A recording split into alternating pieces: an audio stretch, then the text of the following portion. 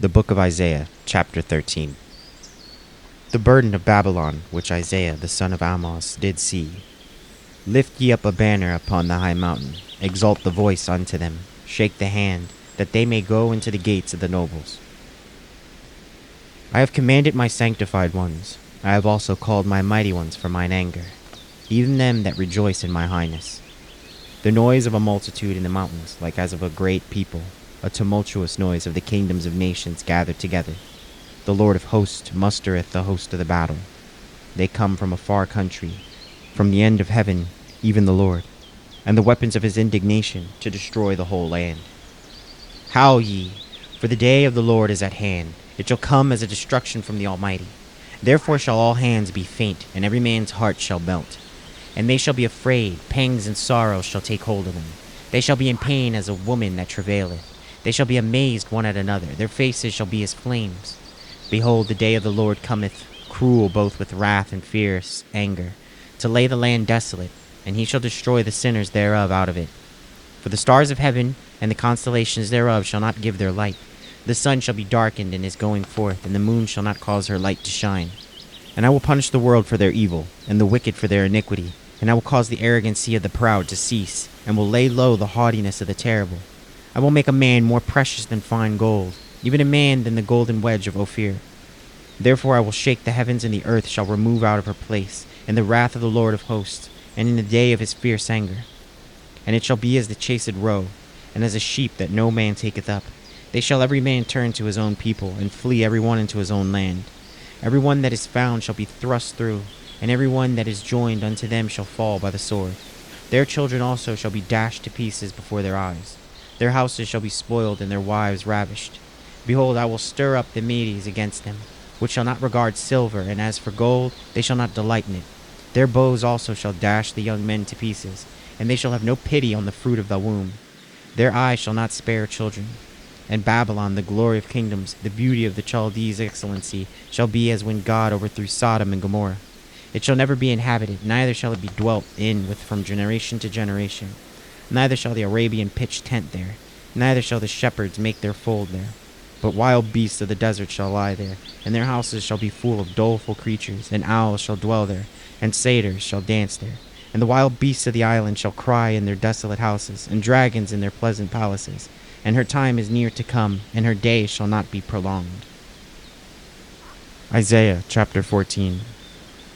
For the Lord will have mercy on Jacob, and will yet choose Israel, and set them in their own land. And the strangers shall be joined with them, and they shall cleave to the house of Jacob. And the people shall take them, and bring them to the place. And the house of Israel shall possess them in the land of the Lord for servants and handmaids. And they shall take them captive, and they shall take them captives whose captives they were. And they shall rule over their oppressors. And it shall come to pass in the day of the Lord shall give thee rest from thy sorrow, and from thy fear, and from the hard bondage wherein thou wast made to serve.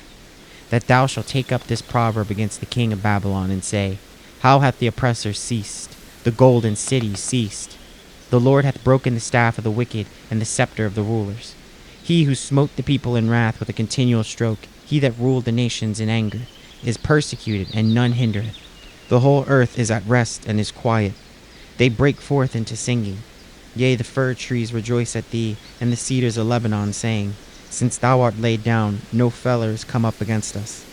Hell from beneath is moved from thee to meet thee at thy coming. It stirreth up the dead for thee, even all the chief ones of the earth. It hath raised up from their thrones all the kings of the nations. And they shall speak and say unto thee, Art thou also become weak as we? Art thou become like unto us? Thy pomp is brought down to the grave, and the noise of thy voice. The worm is spread under thee, and the worms cover thee. How art thou fallen from heaven, O Lucifer, son of the morning? How art thou cut down to the ground, which didst weaken the nations? For thou hast said in thine heart, I will ascend into heaven. I will exalt my throne above the stars of God. I will sit also upon the mount of the congregation in the sides of the north. I will ascend above the heights of the clouds. I will be like the Most High. Yet thou shalt be brought down to hell, to the sides of the pit. They that see thee shall narrowly look upon thee, and consider thee, saying, Is this the man that made the earth to tremble, that did shake kingdoms, that made the world as a wilderness, and destroyed the cities thereof, that opened not the houses of his prisoners? All the kings of nations, even all of them, lie in glory, every one in his own house. But thou art cast out of thy grave like an abominable branch, and as the raiment of those that are slain, thrust through with the sword, that go down to the stones of the pit, as a carcass trodden under feet. Thou shalt not be joined with them in a burial, because thou hast destroyed thy land, and slain thine people. The seed of evildoers shall never be renowned. Prepare slaughter for his children for the iniquity of their fathers, that they do not rise, nor possess the land, nor fill the face of the world with cities. For I will rise up against them, saith the Lord of hosts, and cut off from Babylon the name, and remnant, and son, and nephew, saith the Lord. I will also make it a possession for the bitter, and pools of water, and I will sweep it with the bosom of destruction, saith the Lord of hosts. The Lord of hosts hath sworn, saying, Surely as I have thought, so shall it come to pass, and as I have purposed, so shall it stand. That I will break the Assyrian in my land, and upon my mountain tread him under foot. Then shall his yoke depart from off them, and his burden depart from off their shoulders. This is the purpose that is purposed upon the whole earth, and this is the hand that is stretched out upon all the nations. For the Lord of hosts hath purposed, and who shall disannul it? And his hand is stretched out, and who shall turn it back? In the year that King Ahaz died was this burden. Rejoice not thou, whole Palestina, because the rod of him that smote thee is broken. For out of the serpent's root shall come forth a cockatrice, and his fruit shall be fiery flying serpent.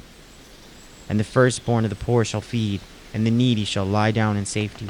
And I will kill thy root with famine, and he shall slay thy remnant. Howl, O gate, cry, O city, thou whole Palestina, art dissolved. For there shall come from the north a smoke, and none shall be alone in his appointed times. What shall one then answer the messengers of the nation?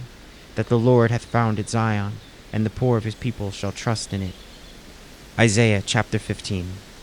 The burden of Moab. Because in the night Ar of Moab is laid waste and brought to silence. Because in the night Kir of Moab is laid waste and brought to silence. He is gone up to Bajith and to Dibon, the high places, to weep. Moab shall howl over Nebo and over Medeba, and all their heads shall be baldness, and every beard cut off.